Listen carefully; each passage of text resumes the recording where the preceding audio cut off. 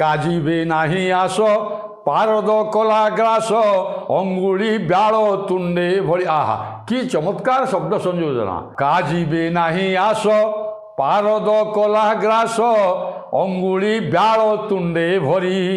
ଊର୍ଦ୍ଧ୍ୱେ ଫିଙ୍ଗି ଉପଳ ଦେଖାଇଲା କେଶିର ମୁଷ୍ଟି ଘାତେ କେ ଅଦ୍ରି ଚୁରି ସେ ଶିଖା ନଳେ ପଶିଣ ଭକ୍ଷିଲା ଅନଳେ। ପତଙ୍ଗ ପ୍ରାୟ